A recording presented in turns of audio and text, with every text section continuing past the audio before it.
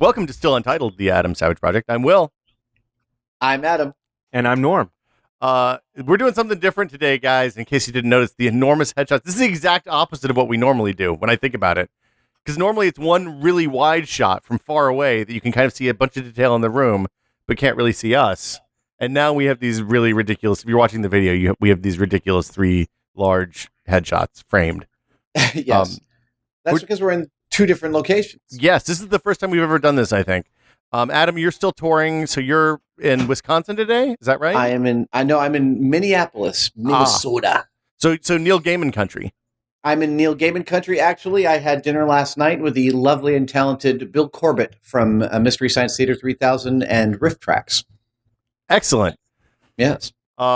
I was going to say it's worth mentioning we're doing this over Skype, and you're on like hotel or theater Wi-Fi or something. So we may or may not, like, there may be some weird drops where one side of us keeps talking, and then the other one picks up 3 seconds later where the connection lags out. I thought the Midwest had the best Wi-Fi because the infrastructure there Is it really supposed to? Like Kansas City was going to get Google Wi-Fi, I get the Google Internet, and it's just like fewer regulations, easier to lay down new lines. More space. Yep. I mean, they don't bury stuff; they just put it up on poles. Is the key? It's much cheaper to do that. Yeah, I'm in my dressing room in the theater in Minneapolis. This was the strongest Wi-Fi that I could find. The bus Wi-Fi, I don't think, is quite up to the task of Skyping. So I can't help but notice that there is a really, well, we can see you. The guys on the video can't, but there's this weird twig plant behind you. It's like it looks like the kind of thing that you see in like a doctor's waiting room because it never needs watering. It's precisely what that is. And I will tell you that given the standard fare of dressing rooms I've seen, I really appreciate any attempt at decoration because most of them feel a lot like a locker room. So Norm and I came down, I guess about a week ago to see you guys in Bakersfield, which was it was actually a really fun Sunday. We just drove down Saturday night, got up Sunday morning, came out, met you guys at the bus, you and Jamie at the buses. And you kind of gave us like here's what it's like to be on the tour for a day. Yeah. Norm, what did you think about it? Like, are you ready for a tour gig? Are you ready to get on the bus? I think a month is a perfect amount of time. And the way you're doing it, Adam, is that you're on the bus, most of the time, but then you also fly to some places. And there's some nights that you do get to stay at hotels. I love the idea that you're waking up in a new place every day. I'm waking up in a new place every day. And in contrast to the last time we did this tour, I am really, really trying to get out every single day. It's quite easy to calcify into the bus and never leave the bus. And then after like 5 or 6 cities, you're like, what have I been doing? So I went to a bookstore today. When I'm done with you guys, I might actually go out and buy a scarf. It's lovely to actually see each town that I'm in and actually get, some pictures and some memories of each place. It actually makes it feel much more, strangely, it makes me feel more relaxed having that activity. Well, like I can understand why people who are, after seeing what it's like on the bus, on the tour bus, because you're on like a Rockstar tour bus now. I can totally understand why people who are like totally broke touring a lot. Will, could you start that again? Yeah, I just so after seeing what it's like on the tour bus, I can kind of imagine. I understand why people who spend a lot of time on the road like buy PlayStations and Xboxes and all that stuff loaded on there and just play video games for hours and hours and hours a day. Because like if you don't have other stuff to do and you're driving that whole time instead of parked in a city, it's a little different situation. That is, and actually, I've got a lot to do. We are working on some new shows for Discovery. Obviously, you guys know I've been blogging every day, so it's like I've got a task list of things to take care of every day that actually makes the days feel quite full, and in real stark contrast to the last time we went on tour. So the blog post is good you mentioned that. They're up pretty much every day on Tested, and they're just little glimpses of the road. Like you talked about, we went to an Army Navy store when we were in Bakersfield with you. Yeah. My mom reminded me after reading that my dad actually drove a tank when he was stationed in the Army in Germany in the late 40s, early 50s, and he loved driving a tank. And you've been going to thrift stores. There have been flea markets. Some places have been more fruitful than others. Since we've seen you last, have there been places that you really surprised you, or things that you've seen that you didn't really expect to see on the road that you really enjoyed? Well, since you've seen me last, Thanksgiving happened. And Thanksgiving, since there was some travel both before and after by plane, we went into Canada for most of the Thanksgiving week. And in Canada, it was freezing, freezing cold. And with Thanksgiving and the hotel stuff that we're doing, I didn't get out very much. So now we just came back last night on the plane from Regina to Minneapolis. Though our flight was delayed a little bit, I woke up nice and early this morning, so I've actually been able to get some time out today. I went and bought some books for Christmas presents. Oh, that's great. What is Thanksgiving like in Canada? What do people do? Are they festive? It's just Thursday, dude. Oh no, it's Thursday. They have a Thanksgiving somewhere in October. So on Thanksgiving, what they do is they wish Americans a happy Thanksgiving. Did the road crew? Did you guys all have like a turkey dinner that night or anything like that?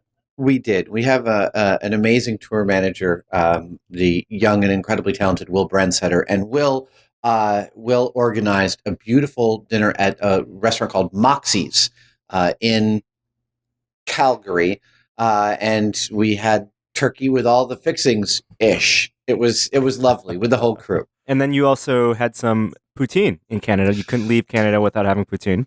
Absolutely. On the first show, so this is something, and I wrote about this in the last couple of days. The road crews really know their food in specific locations. Like they have their favorite go-to places. And we have a meal after every show, which is kind of like the Hobbit's second breakfast. It's our second dinner. Elevensies? Elevensies. There you go. Post elevensies. Okay. And we had some poutine, which is just one of the most delicious things. It's the Canadian version of chili cheese fries. It is French fries slathered in gravy and cheese curds, and often with small modifications on that. It was stunning. It sounds gross, but it's a wonderful meal. Highly recommended. I actually even have some, I think, a comment on Tested today about some poutine here in Minneapolis that I'm hoping to try. Okay, and I know that there was some talk on, I can't remember where, but maybe it was a Bourdain or a Dave Chang show about Quebec poutine. So you guys are heading there soon, right? And I know that Bourdain covered specifically the poutine at Pied de Cochon in Montreal, which is a foie gras poutine. That's the Montreal City? Yeah, and it's unbelievably good. You can handle like 4 bites before you feel like you ate a whole chocolate cake. For the San Franciscan listeners, I want to tell you that there is a fantastic Korean fusion version of poutine out there made at Namu on 18th and Dolores, and they call it gamja fries. And it is like French fries slathered in kimchi and oko sauce and Kewpie mayo, along with some seaweed and some other like Korean spices that is just like, so delicious. We probably eat that once a week in my house. There's a bar down in the financial district that does a very traditional poutine as well, and I can't remember the name, but it's on like it's at like Battery and I like that Skype Kearney. cut out just as when Adam when you mentioned the address, you said Namu on 18th, and then Skype cut the connection as if to protect Namu. No, from the masses. I want them to have the business. They're not as busy as they should be. Excellent. So, a couple of things we learned when we were in Bakersfield. One is that there are bus rules.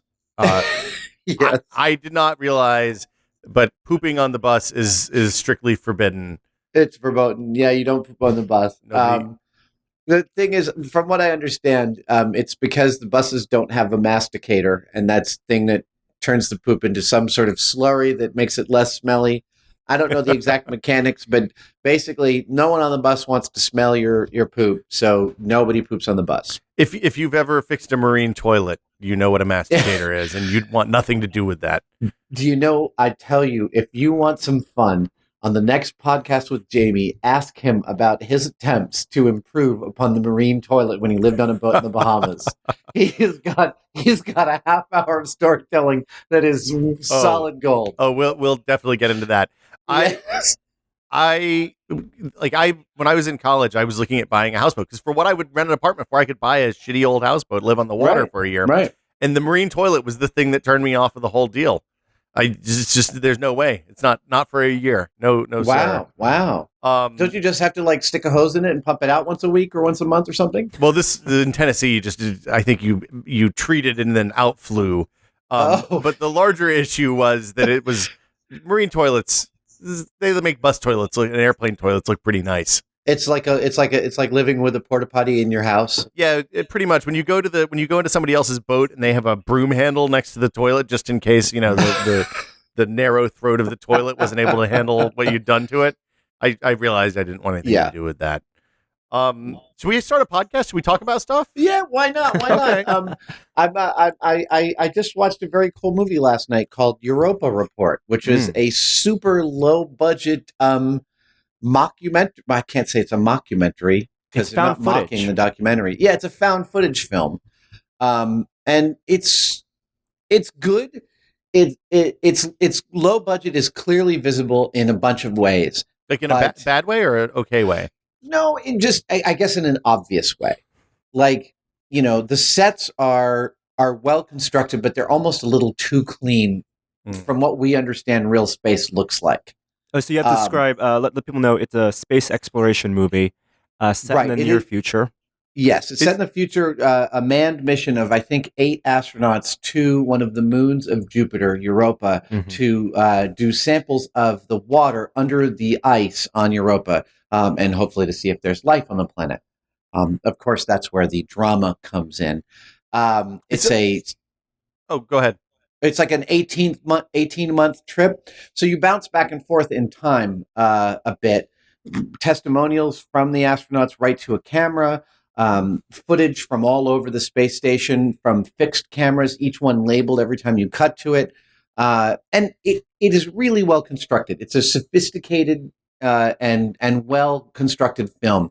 Like I said, some of its budget shows up in some of the CG shots of the exterior of the capsule. I think they're CG. Even if they're model shots, they're still pretty low res. Like the model making isn't as tight as I would have expected. That's really funny that when you talk about it being low budge, it's not about the actors. It's about the special effects and the model making and the things that catch your eye.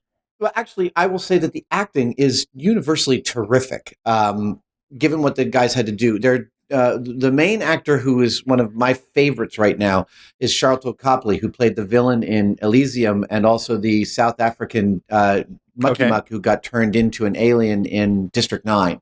And it's noteworthy that Matt Damon said about working with him on Elysium that he has never worked with a better improviser in his life. Sharlto Copley, as far as I'm concerned, can do almost anything, and I find him super compelling. He was hired on District 9 because he improvised the whole candy, the sweets man scene with the kid alien. Oh, really? And he's a producer. He was not one of the actors. Yeah. He just sent Peter Jackson a sample of like, this is what a regular Joe in South Africa would look like and would talk like, and they were like, you've got to do this. You've got to play this role. So you said it's. I mean, is this like Moon had a kind of a low budget look? Is it the same kind of thing as that? No. Moon was a far higher budget look than this. Okay. But that's not to say that I guess when we think low budget, often we think things that are dumbly obvious. I think Capricorn 1. Yeah, or I guess Apollo 18. I didn't see that. I haven't either, but this is what I've heard. Okay.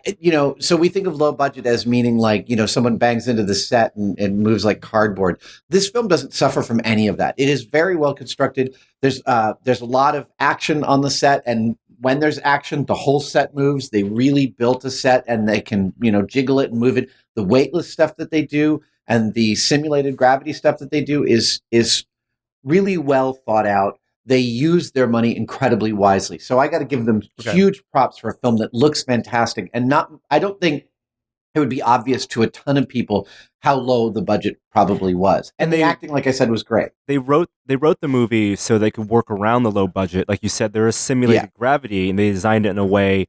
Exactly. They have a spinning capsule. Exactly. So they didn't have to have zero gravity for the whole movie. Right. You said it was a documentary at the beginning. It is kind of a documentary because the whole movie is framed from a looking back at the mission and looking back at the found footage with commentary from people on Earth, which is that cool perspective of how do you communicate with people on an 18th month mission? Exactly. I will say that having just read, it has a dramatist's idea of what space exploration is like and what astronauts are like. And having just spent some time with Commander Chris Hadfield and having read his book, An Astronaut's Guide to Life on Earth, I happen to know that astronauts are nothing like the characters portrayed in this movie. At one point, something goes beep and someone in the crew goes, "What the hell was that?" And the fact is at NASA, they have such a culture of training for every possible worst case scenario. That's all they do is train and make mistakes and go over those mistakes until when they're actually in space, everything that happens is expected, even the things they didn't expect. And you don't get to be an astronaut unless you respond coolly to large pressures. They learned early on with some of the Mercury and early Apollo flights that there were specific personality types that turned out did not make great astronauts. So by this point in the future, the idea that people would be like, "Shut up, what's going on?" In the middle of a landing, it just wouldn't ever happen. Calm people live, right? Exactly. I mean, I don't know if you've ever listened to, it's actually quite an experience, or read the transcripts of black box flight recordings of planes that crashed. No, But that sounds really It seems morbid. grim, yeah. It is super grim. There was an off-Broadway show in New York years ago that was nothing but dramatic reenactments of it. And the thing that you will find most shocking is how calm everybody is. I almost always, just before the end, there's an "oh shit" or something like that, which they usually edit out of respect for the families, honestly. But for the most part, you hear pilots going, "All right, it's been a pleasure working with you. I'm really sorry about this." And then they crash. Like, Jesus. these folks who train to do this stuff really train, and they get those jobs because they are unflappable. You want someone like that flying a 747 through a storm. You want someone like that piloting the ISS through a solar storm. Adam, have we talked about the movie Sunshine, the Danny We Boyle haven't. movie? We haven't, and I haven't seen it. Oh my goodness! Oh, wow, really? Okay, Is you it really should- worth seeing? Is it good? totally worth seeing, at least Okay. to talk about. Okay. A lot of people criticize the third act, but That's what I've heard about the Yeah, third third act. act's and real the- bad. but the first It's fucking terrible. the first two really, thirds really bad. is fantastic. I've heard about that. Yeah, it's worth watching the first 2/3. It's a movie that I think like Europa Report kind of borrows a little from in terms of trying to be Okay. a realistic large crew long distance mission. Yeah. And the one thing that bugs me in both of these movies, there's always a scene where something goes wrong, and then the crew decides they have to vote. They have to vote on what to do next. Yes. Yeah. And that never seems like it's No. the right thing to do. Well, I don't see that. Oh, the thing we learned when we were at Houston, and we were talking to the guys who run the underwater, the swimming pool where they train Yeah. for spacewalks. Yeah. And I said, well, what happens if something breaks that you don't know about? And like that contingency is planned. They know that there are 13 things that require an immediate spacewalk to Right. repair as soon as possible. That's all the stuff that can break. And Right. and they've planned all that stuff out. So there should never be a situation that they have to vote. Not only is the vote ridiculous, the fact that they have to vote also is ridiculous. Yeah, no, it's the idea that they hadn't thought through all this stuff. Like, what about a landing? Well, we talked about it a little bit. It's, Yeah. I will say, I'm gonna put a spoiler out here if it's okay with you, Will. I can't hear you. Okay, cool. I really like the bit, Norm, at the end when you think, because you see the girl talking throughout the film, that she survives. Mm-hmm. And you Yeah. don't realize that what you're watching is her last minutes. And it's great because they zoom out kind of, and the backdrop Yeah. is is how they fool you. Yeah, it's great. I thought that was a lovely kind of surprise I hadn't seen before. So this is on Netflix. I can go watch it. Right? Yes. Yeah. I watched it on totally- Amazon yeah. Instant last night. Okay. Yeah. We let's see. We watched the World's End, the Simon Pegg. Oh, I haven't seen that. That's on my list. I did watch This Is the End with. I thought that was great. Seth that- Rogen and Michael Cera is my new hero. Did you see? So This Is the End also was the last movie rented at a Blockbuster. That movie. that didn't happen by accident. Are you sure? No, that's no more accident than the Buggles video killed the radio star being the first video on MTV. Right. Did you see the thing with Michael Cera and his long text conversation with a random person? I Oh. did, but that's manufactured. He wrote that. I think he wrote it. Yeah. Yeah, I'm pretty sure I'm clear that he totally wrote that. It's pretty good as a piece of writing. Yeah, I guess I found it kind of weird.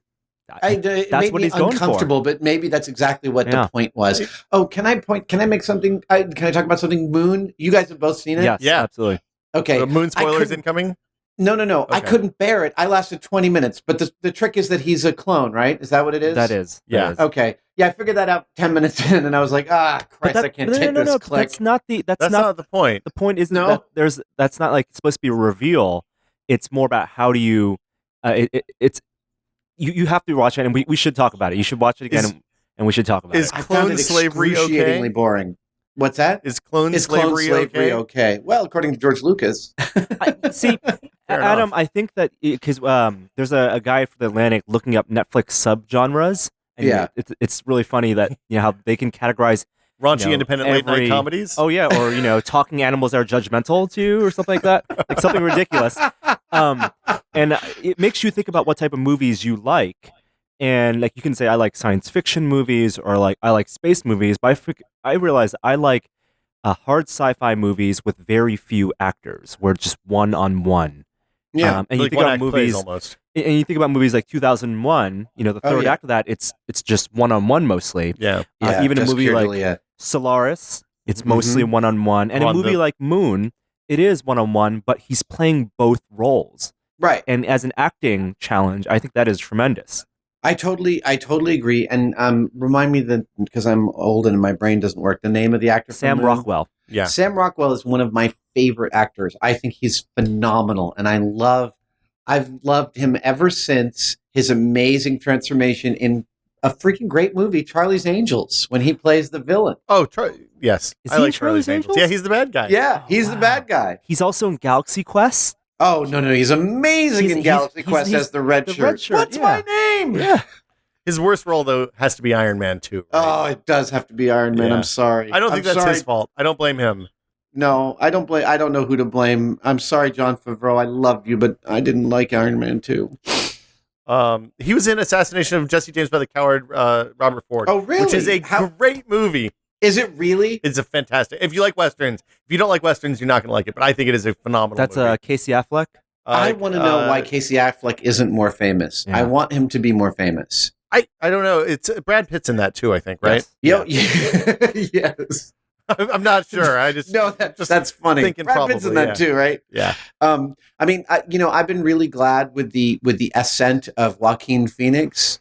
The sibling of the super famous is sort of an ignominious position. See Jim Belushi's appearances on Lifetime Network, but Joaquin is, I think, one of the best actors going right now. And I also think that wait, who were we just talking about? Casey Affleck. Casey Affleck is. I lost my train of thought. Casey Affleck is fantastic. He's really, really, really good, and he played goofballs for a long time, but he's got real He chops. directs too, doesn't he? Or no? He's just an actor. He's just an actor. I'm looking now. Sorry. He's directed by his brother. He has been directed by his brother. Gone- he Gone has Baby two Gone. directed. No, he directed I'm Still Here. Oh. The Joaquin Phoenix. Oh, well, there goes your so full circle. it all wraps back in on Yes. itself. It's the singularity has been reached. I don't think we're Wow. going to do any better than that.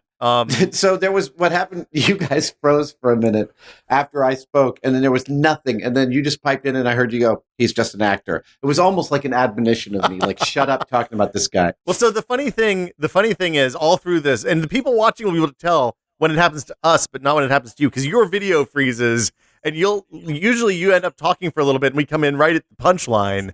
So it's been an exercise in improv podcasting, I guess, is what we would That's call good. this. Um, I'm looking forward to trying this from another city entirely. yeah, we'll have to do it again next week. Absolutely. But yeah, I guess that'll do it for us this week. And good luck with your show tonight. You're in, you said Minneapolis. Minneapolis today. tonight, Milwaukee tomorrow. I'm not sure where after that. New York on Friday. I'm very excited. I have a ton of friends coming to see the show, including a couple of people I greatly admire, and I'm looking forward to meeting. Are you gonna go get pork buns? What's your food strategy for New York? Oh my goodness. I haven't even thought about the food strategy for New York. I have so much press and meetings during the day. My only thinking was that I really wanted to get to do a couple of stores that I love while I'm there. The Paul Smith store on Fifth Avenue is one of my favorite places in the world. Um, so I haven't even thought of a New York food strategy, and I really need to. Oh, it's time. Yeah, it's time to reach out to some folks. It's important. Yeah, that's serious Yes. business. Well, Yeah. have a good rest of your trip, Adam, and we'll talk to you soon, I'm sure. All right, guys. And Have a we'll be good back night. next Tuesday with another edition of Still Entitled. Probably, I don't know. We'll see if the Wi-Fi holds. Yes. Until then, see you guys later. Okay. Bye. Bye.